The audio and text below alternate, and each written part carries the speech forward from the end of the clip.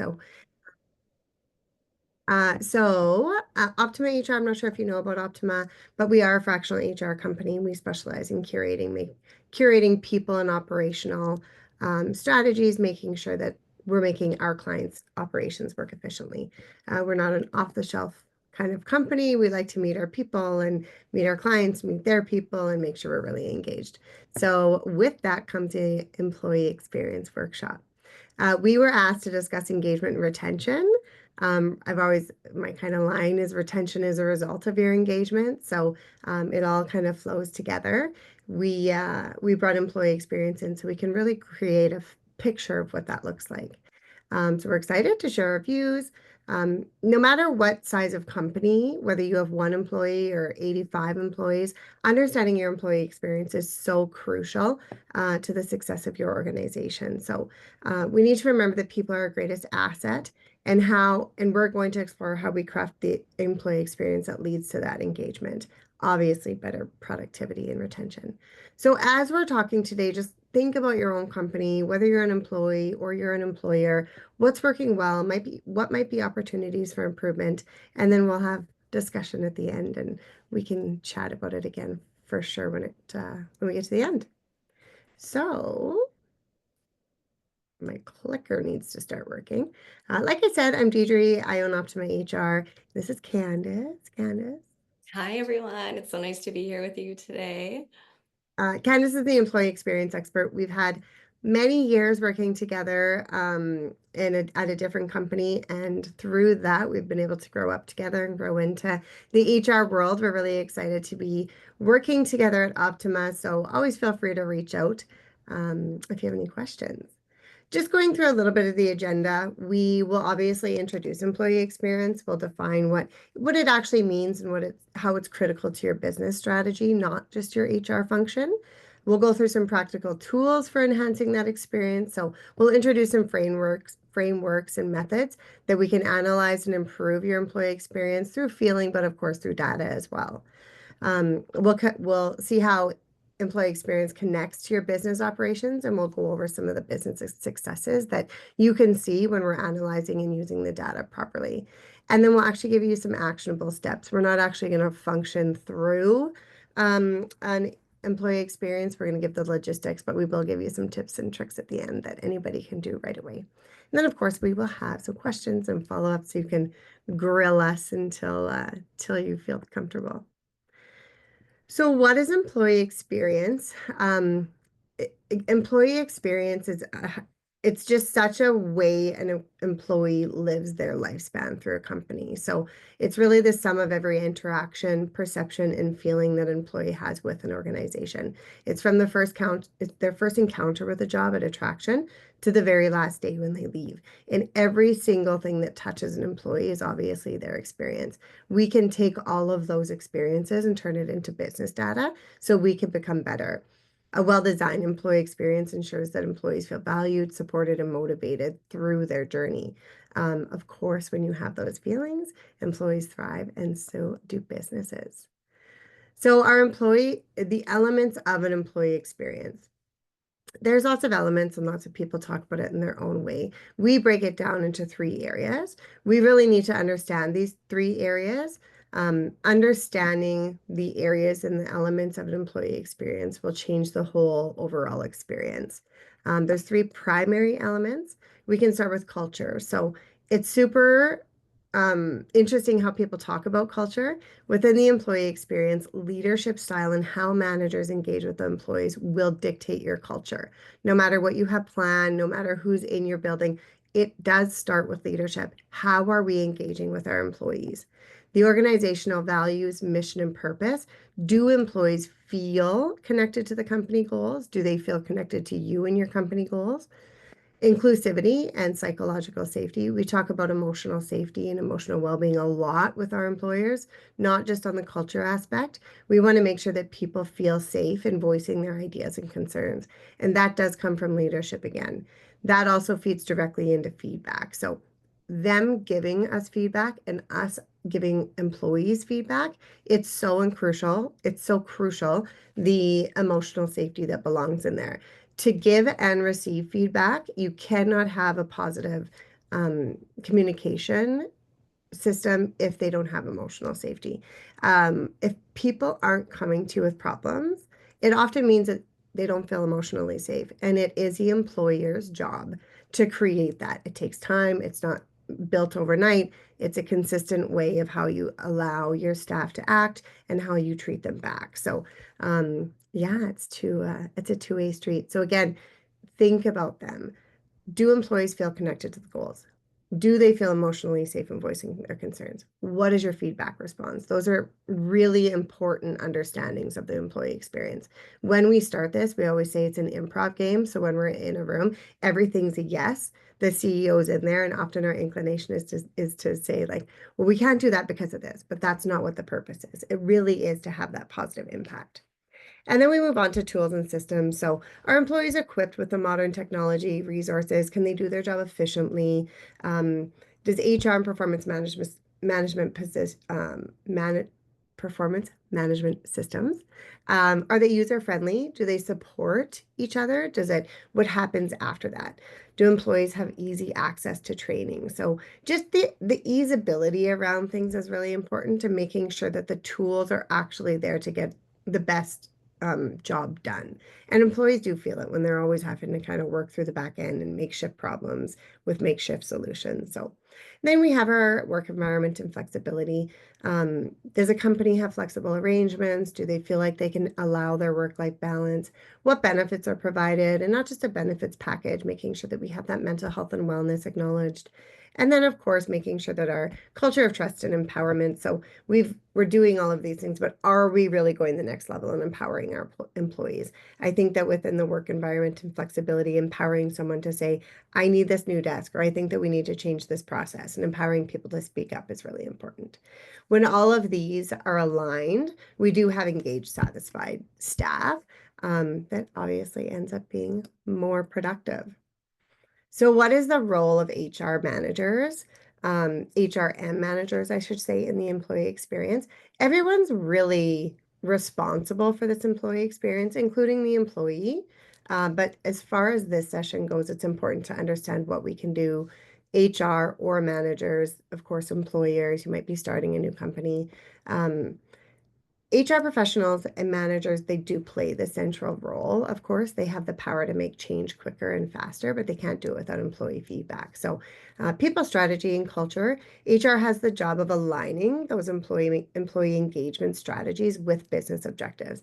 In my world, I believe HR is always supposed to be kind of in the decision-making table, and that's not to be part of management, it's to be the voice of the employees.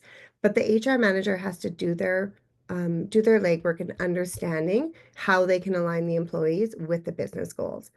So it'll always kind of play off one another. It's important to make that connection as an employer, making sure you have that in your HR person as well, knowing that they understand the business.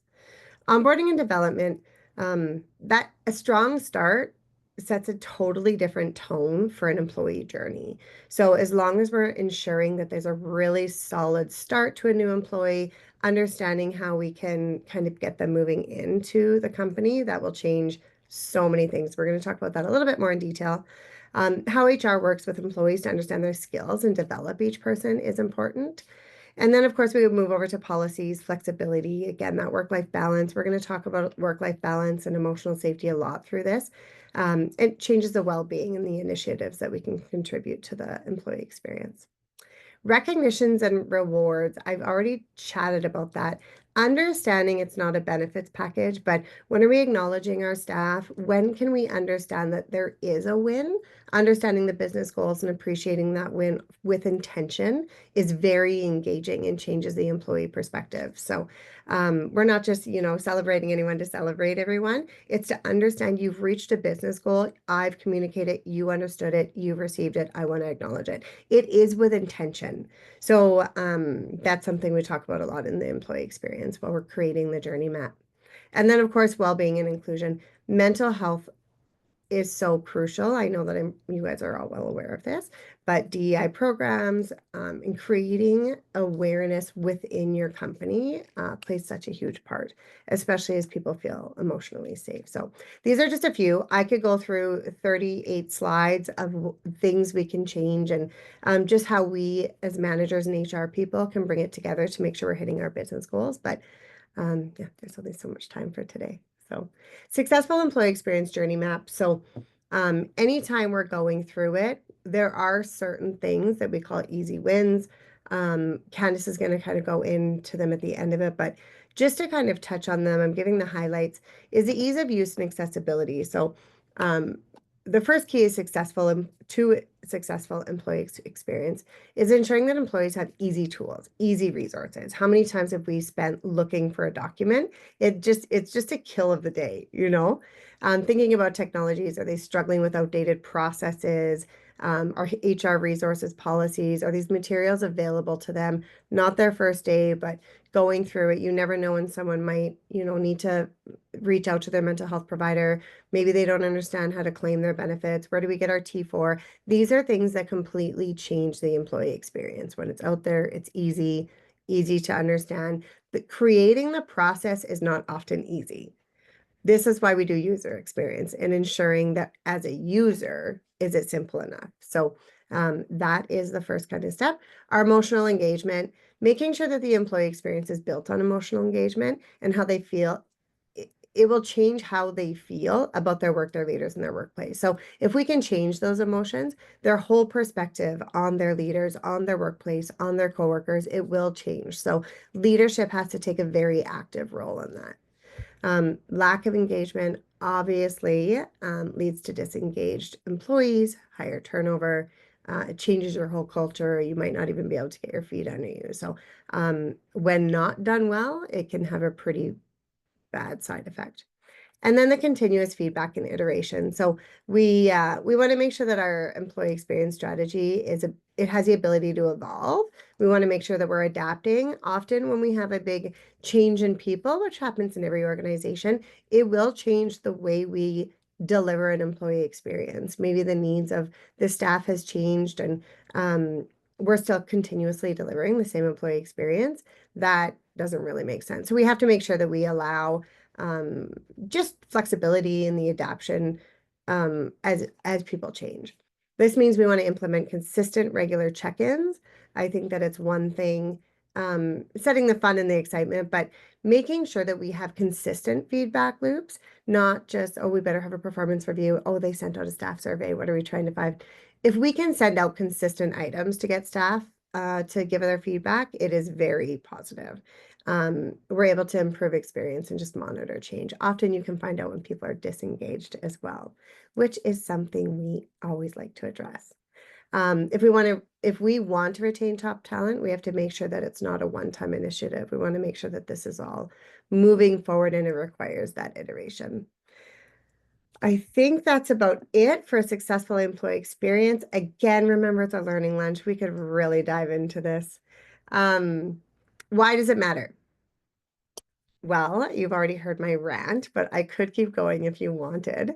A business owner, the people in our business represent our brand. What are they feeling? What do they need? What do they need here? What do they need to grow as an employee? As an employee, it's important because we have to take control of our careers. It's really important that you use your voice and change the things that you need. This is your career. We're at work all the time. So as an employee, it's really, really important to participate and be active in the change that we have. You want to create the best world around you. So for me, we're talking about engage, retain, and grow. So many companies focus on the business growth, customer experience, profitability. It's overlooked the business experience and the business success often. We're so lucky to have our clients. When we meet with our clients, they often already know it, but sometimes it is a little bit of a struggle or maybe just not quite educated to understand that return on investment is there. So a strong employee experience, it leads to higher engagement. Employees are productive, collaborative, innovative, much lower turnover. They have their voice. They want to be there. They understand ownership within the company. Our employer brand, this is probably one of the best things. We're building our brand from the environment we have our walls in, the people that we have, what are we delivering? This is our brand. So we need that employee experience to be strong so that people are creating the same goals and voicing the same dialogue that you have. We want improved retention and trust. That's exactly what this builds. When you allow people to speak up, they trust you more that they can give that feedback. And then well-being and satisfaction. We can talk about the health of a company, physical and mental, within the workplace, but essentially happy employees contribute to healthy culture. So simply putting, investing in employee experience is definitely investing in your long-term business solution. I do believe people strategy is business strategy. So yeah, again, don't get me started. Candice, I'm going to hand it over to you to talk about some practical tools and how we go about things. Yeah, so you talked a lot about employee experience, and I think even nowadays too, it is such a buzzword, and even just the definition can be a bit nebulous. So it's good to have some practical tools and assets that you can use to really take charge of the employee experience. And what we really like to do is build tools and assets that just allow us to get this real feedback from employees so we can collectively collaborate on solutions. And with that comes in the employee experience journey map. So this is a framework that's rooted in human-centered design. So it essentially maps out an employee's entire experience with an organization from their first interaction to their last. And you can kind of see it on this slide, just on the right side. It's a very visual asset. It's built by a cross-functional group of people. So when we work with our client organizations, we like to start out by just visualizing key moments that shape the employee's perception of the current workplace.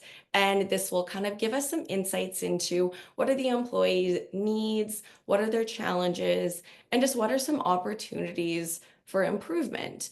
And the key piece of this is really getting that team together from various levels and departments of the organization, because it does provide a deep understanding of the collective employee experience, not just one department or one C-suite executive, kind of encompasses it as a whole. And it starts to foster some empathy, especially amongst leadership, maybe, or those people that have been with the company for so long that maybe they might be a little bit more out of touch with the day to day of routine tasks that employees face or some of their challenges. And it allows us to all come together to generate ideas and support and develop, supportive initiatives that will truly support employees in their success in their journey with the company. So we really like to use these maps right when you start working with organizations. It's just a really quick way to get a good overview of an organization and just get a few quick wins off the hop. So when we start to build an employee experience journey map, we need to understand the employee life cycle. And the employee life cycle consists of 5 key phases. So the first one is attraction and recruitment. So this is the very first impression that a new employee will have with an organization or a potential employee. It starts off from an employer's branding, its word of mouth, its job postings, then it kind of is more formalized through interviews and the hiring process in general. And potential employees at this time, they're really just trying to determine if they're the right fit for the organization, if you're the right fit for them as well, and just if they're qualified. There's kind of a lot of emotions going on in this early stage. But yeah, and then once someone's hired, we can move on then to the onboarding stage. So this is when employees are starting to prepare for their new role. They're kind of emailing back and forth with HR, their direct manager, just to understand what to be expected for the first day, what they have to provide, maybe what their first few weeks are looking like. And then they show up for their first day. They start meeting some people on their team. And this phase, employees are typically coming in excited. They're nervous, but they're ready to learn. They want to contribute and they really want to provide value. They're also having to adjust to a lot of the new systems and processes and expectations that the organization has. And at this point, too, they're really starting to get a first taste of more of just the organizational norms and culture, which again just plays such a big part in the employee experience. And then once they kind of get through that phase, kind of between a year to 2 years, we move into the development phase. So this is kind of where people are starting to feel a bit more secure in their role. They know what's expected of them, they know their responsibilities, they're taking on more tasks, maybe more independently. They still have some ongoing training and mentorship built in, but really they're just starting to skill build now. They're kind of hitting their stride and they're usually feeling pretty good at this point. The novelty hasn't worn off yet. And then we go into retention. So these are employees around that 3 to 5 year mark, and they've developed the skills that they need to do their job. And they want to continue to stay engaged through meaningful work and recognition and career advancement. And sometimes, if those things don't happen, this is where employees can start to feel a little bored. And it's tricky because employers at this stage have invested so much into this group of employees, but they're also at the highest risk of leaving. So we have to do the work as employers to ensure they can stay engaged and excited and actually want to continue to build their career with the organization. But then sometimes inevitably you get to the offboarding phase. And this is just that transition when people are starting to leave the organization. And also, that doesn't have to be a bad thing. Sometimes people take all the skills that they can, they just might hit a ceiling and they just need to go off and get a bit of a change. And that's okay too.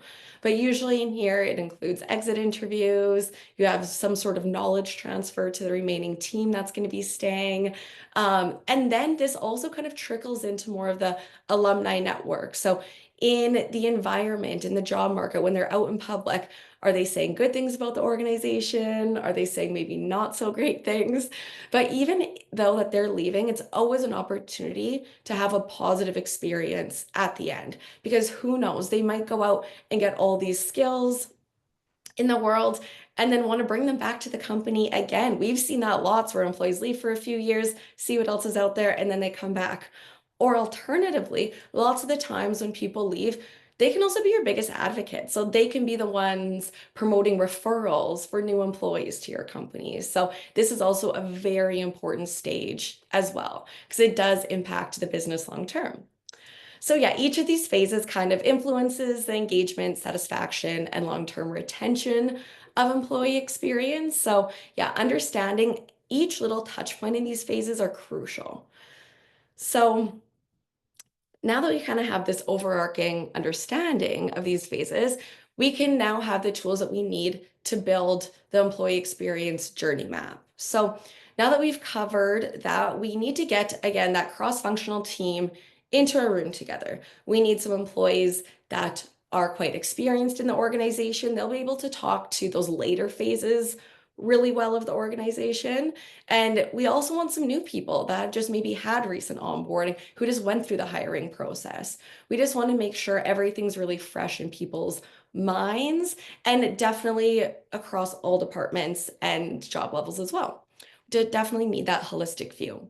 So then once you're all together, you just get some sticky notes and some Sharpies and you start brainstorming. This does not need to be anything fancy at all to start running through this activity.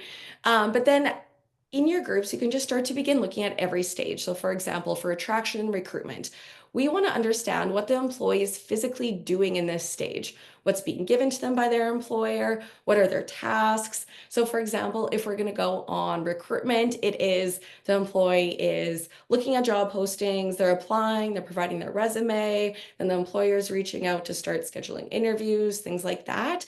And once we can start to understand those little minute tasks, we can start to understand how employees are feeling or what might they be saying or thinking during these times. So there might be, again, just some nervousness, excitement, and this helps us really get into the future employee's mental model, and it helps us understand some of their prior expectations that they're expecting from the employer and just the process in general.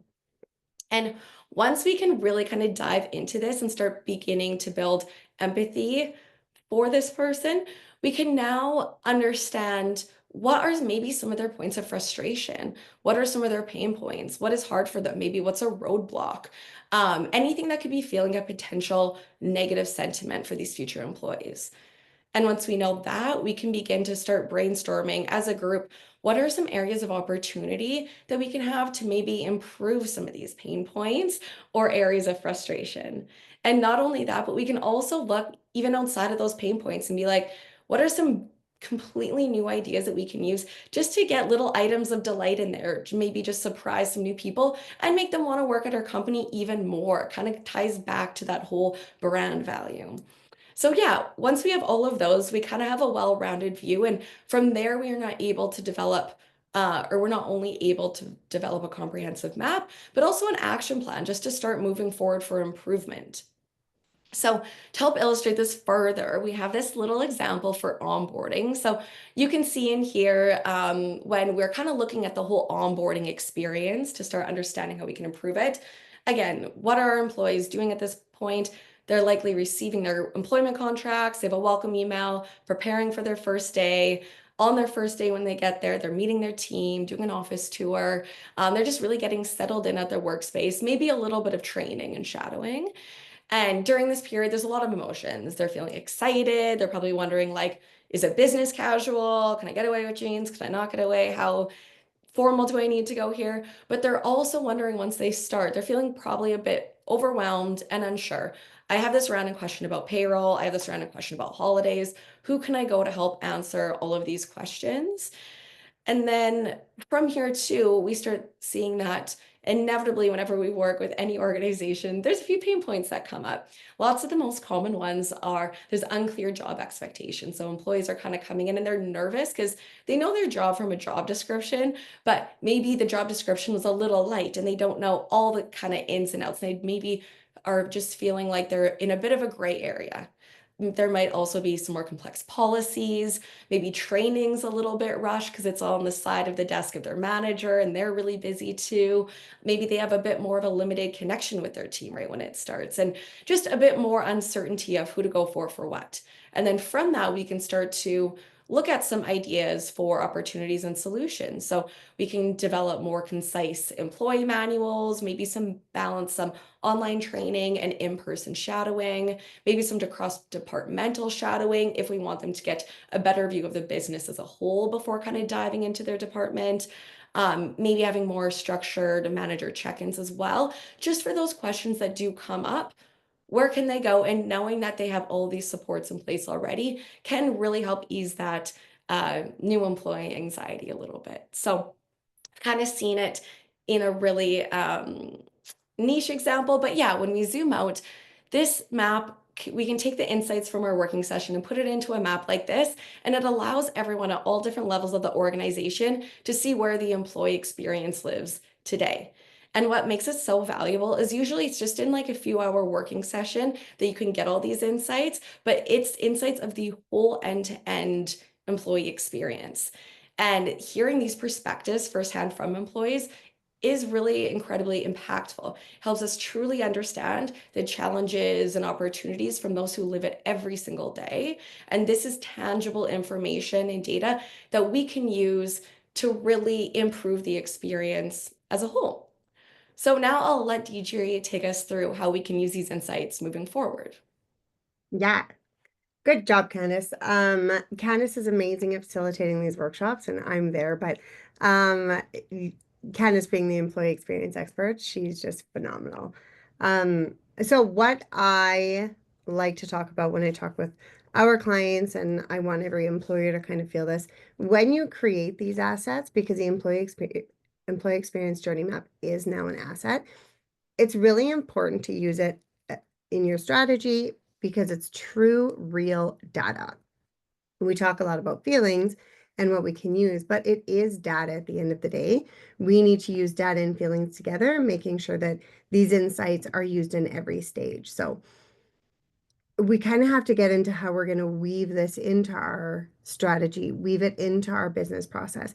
Why is this making sense? So now you can say, oh, this really did improve it. So the employee experience map is really important to be able to make really good strategic decisions.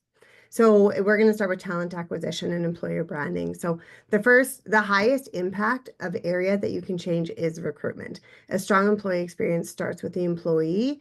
And so when you think about we're shortening times to hire, you have higher quality candidates because you have clear job descriptions and expectations. It reduces your turnover, obviously saving costs. So by analyzing the candidate's experience, we can identify where hiring processes may be failing. So if data shows that a new hire is struggling to understand their job expectations, we can refine the job description, set those expectations, and enhance their pre-boarding, which will again go into onboarding. So one of our clients saw a pattern with their candidates withdrawing after the final interview stage. And when we asked about it, they just didn't feel confident in the company's culture. And so by adding just a couple more touch points from leadership, not just from the recruitment, but actual leadership touch points with the candidates, it reduced their drop off. So they were more in touch with the leadership. They understood that emotional safety before they even started, and it increased the ability to save a candidate. So now we have our onboarding and new hire integration. So a great hire is only available if they stay. So we need them to stay for a long period of time. We can hire someone, but if they leave within a year, it's really unfortunate. It costs a lot of money, our training costs, onboarding them. So it plays into retention. We want these employees to come in very smooth and we need it easy because we want them to integrate faster. If they integrate faster, they can start contributing to their role faster. So this all sounds very common sense, but it is quite hard to make sure we're staying on top of it. So it's really good to talk it out. You can get little tidbits. So if the journey map shows that someone's struggling in the first 90 days, often it's indicating gaps in our onboarding. So maybe the training's too overwhelming or there's no structured mentorship. So by breaking all of these little things down into stages, that makes it a little bit more digestible, our new hires will feel a lot more connected. So that is data that we can turn around and saying we've changed these things and actually our employees are becoming a little bit more productive earlier.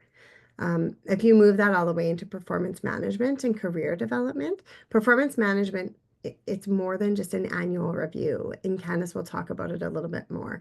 No matter what anyone says, performance management is the best engagement tool, which ends up in your retention. So if we're using this activity to create career paths, and Candace talked about it in the retention area, it's at 3 to 5 mark of saying, like, where am I going now? What do I do? Like, what happens now? So if we're using our performance reviews to show people how we can move them along, areas they can improve on, what their skills are, it is a retention tool, or sorry, an engagement tool that will end up in long-term retention. So if we can pinpoint where the employees are disengaged, then we can help them kind of move forward. And it is on the employer's plate to make sure that happens.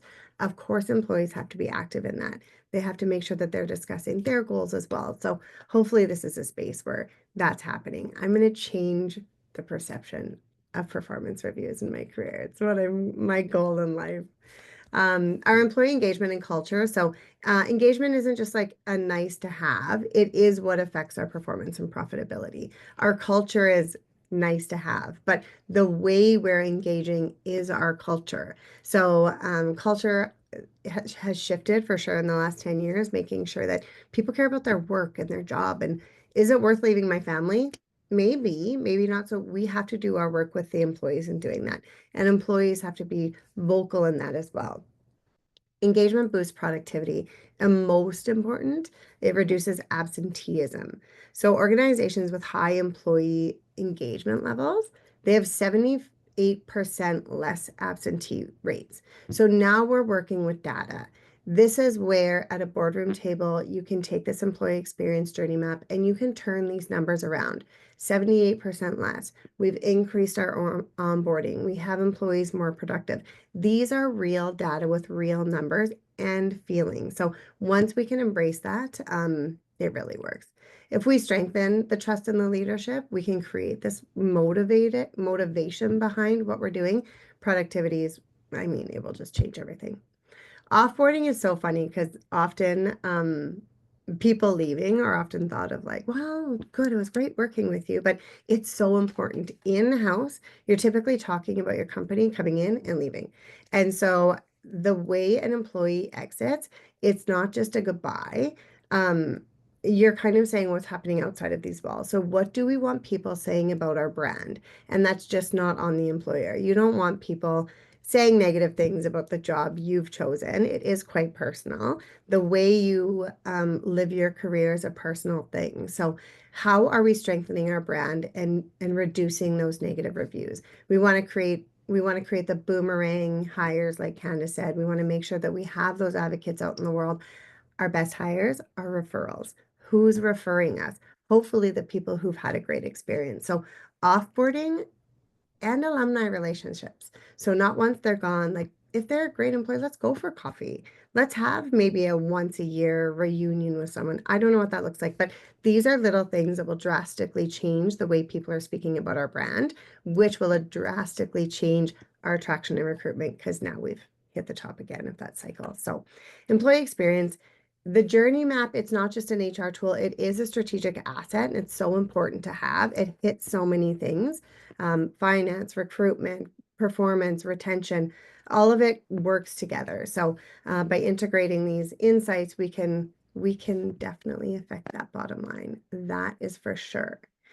Candace is gonna pop over some tips and tricks before we wrap up. Yeah. So obviously, we've talked a lot about the employee experience today and the employee experience journey maps. Those things might, or sorry, the journey map can take a little bit of coordination to implement, even though it's only a few hours in a boardroom. But yeah, typically getting those cross-functional teams together requires a lot of scheduling. So Hmm. if you don't have that right now, here are just some quick little tips that you can implement tomorrow just to get the ball moving a little bit on employee experience and just start getting some early employee feedback. So the first thing is you can start conducting pulse surveys. So again, even just a monthly little survey in Google, Microsoft, whatever you use, a free survey tool, it just starts allowing you to get that real-time feedback from employees so then you can start understanding their concerns. And if you can solve any of their concerns immediately, employees feel so heard. If they raise a concern and then it's fixed in a timely manner, it just goes so far. You can also continue to encourage open communication. So look at all your feedback channels. Are they easy for people to access? Do they have any one-on-ones with their managers to kind of voice their concerns or HR? Or are there any company all hands meetings where people can talk really transparently and openly about the progress of the organization, what's going on, and just an opportunity for employees to provide feedback on that? And then we can also recognize and reward employees. So again, doing it in meaningful ways. So if someone does have a win that contributes to that business goal, let's celebrate that. And again, it's great just to celebrate everyone when we're all doing good, but it's what are those things that you know employees have worked very, very hard to do, and just taking a moment to really recognize that, whether it's in your team, department, or in a company as a whole. And then also providing more career growth opportunities as well and more meaningful incentives that they actually care about. And then we also have investing in employee development. So, what kind of leadership training do you offer currently? Can you enhance it at all? Can you do any more types of formal mentorships in the organization or a buddy system? Or even internally, if there's someone that's really good at a particular skill, can they do any little skill building workshops to help share their knowledge with a larger group? Or again, to going outside to get that professional development as well. We can then kind of start looking at the work-life balance in your organization. So, do you have more flexible work arrangements? And they might not be applicable everywhere, but could you provide more work from home options just depending on family circumstances and things like that? And even wellness programs. And when we say wellness, we don't just mean their benefits package. Can you provide tools for them just to help combat burnout, stress? We do a lot of just one-off little workshops with our clients about these specific things in general. Every employee is going to know what it feels like to feel burnt out and like they can't manage their workload. And sometimes those are the ebbs of flows of your job and your career in general. And it's really important that everyone has those tools within themselves so that they can manage themselves, but also manage their teams better and be better leaders. And then last but not least, taking a look at your current workplace technology. So, do your employees have the right tools to work both effectively and efficiently? Because that's extremely important. We can't have them having roadblocks. So, yeah, just these small little things can make a significant impact on employee engagement. So yeah, you can just start working these in every day and at least taking a second to look at them while you're kind of preparing for more of that larger holistic view. So yeah, DJ, I'll send it back to you for a final thought. Yeah, I mean, that's the highlight of employee experience is pretty in depth, and this was very high level. So make sure to reach out if you do have any questions, and we'll have some at the end. But basically, we'll just leave this. Our employee experience isn't about the policies and perks. It's about creating a workplace where people feel valued, heard, empowered. If that's happening, they will do their best work. And I guess that's the secret to engagement, retention, and growth. So a little cheesy at the end. Sorry about that, but it's the truth. I believe it in the core of my being. So, that's kind of what we've got for you this little lunch. We didn't want to take up more than 40 minutes. So, does anyone have any questions for us? I have a question. Yeah.